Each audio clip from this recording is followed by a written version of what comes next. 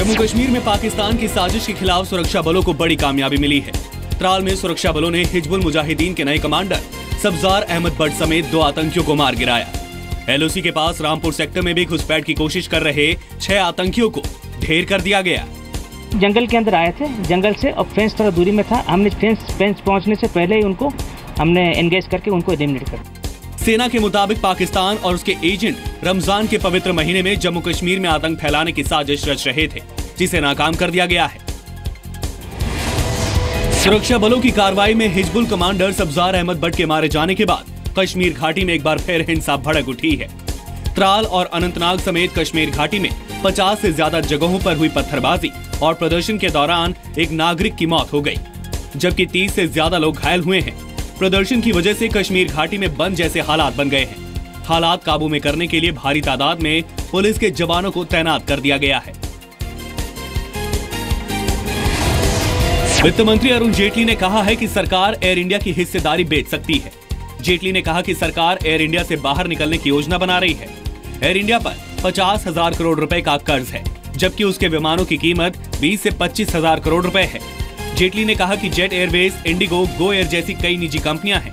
अगर 86% airlines market private sector संभाल सकता है तो 100% भी वो चला सकते हैं। मार्केट शेयर 14% है और 50,000 करोड़ का डेट है।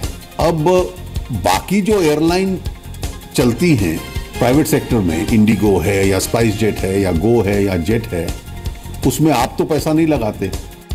25 मई को नागरिक उड्डयन मंत्री गणपति राजू ने कहा था कि एयर इंडिया को बचाने के लिए सारे विकल्प खुले हैं और सरकार एयर इंडिया को इतिहास नहीं बनने देगी। Air India has problems. In this 3 years, they've demonstrated their capabilities on certain parameters, but their finances are very, very bad. So these finances can pull everything down. EVM से छेड़छाड़ या उनकी hacking को साबित करने के लिए चुनाव आयोग को दी गई खुली चुनौती में आम आदमी पार्टी के हिस्सा लेने से मना करने के बाद आयोग ने एक बार फिर शर्तों पर स्थिति साफ की है। चुनाव आयोग ने एपी से कहा है कि उसने कभी नहीं कहा या वादा किया कि ईवीएम चैलेंज बिना किसी नियम और शर्त के होगा। चुनाव आयोग ने साफ किया है कि जिन सिक्योरिटी प्रोटोकॉल और प्रशासनिक सुरक्षा के तहत इलेक्ट्रॉनिक मशीनें रखी जाती हैं, ईवीएम चैलेंज के दौरान भी उन स्थितियों से समझौता नहीं किया जाएगा।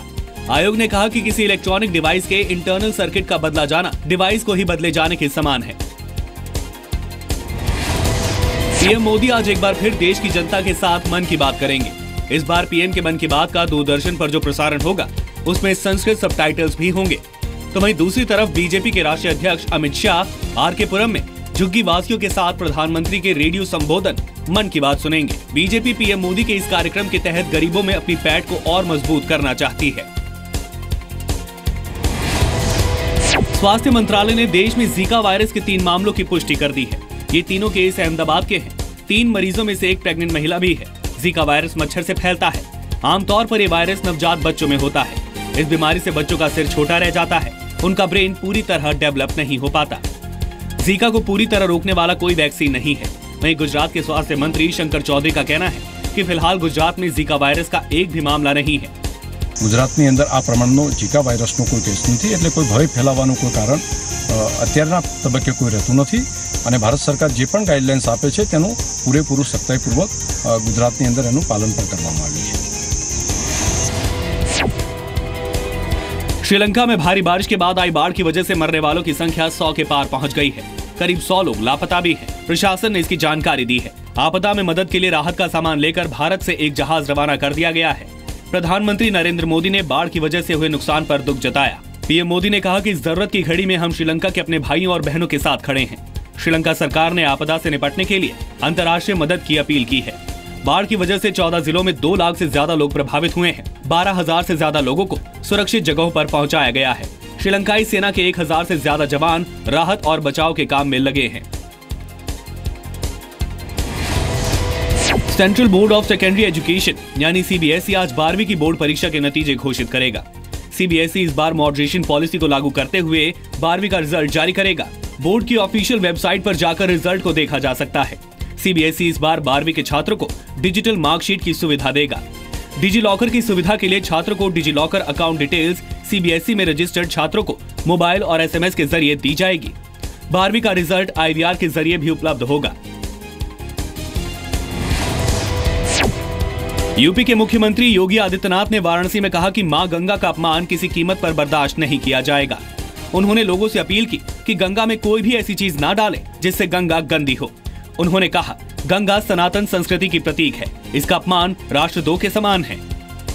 अगर गंगा हमारी माँ है तो हम माँ को आंचल को गंदा न होने दें, ये हमारी जिम्मेदारी होती है और अपनी इस नैतिक जिम्मेदारी को भी हम सबको स्वयं समझना होगा। माता वैष्णो देवी के नए बैटरी कार मार्ग पर हिमकोटी के पास जंगल में भीषण आग लग गई है, जिसके बाद श्राइन बोर्ड ने नए मार्ग से यात्रा बंद करा दी है, जबकि पुराने मार्ग से यात्रा जारी है।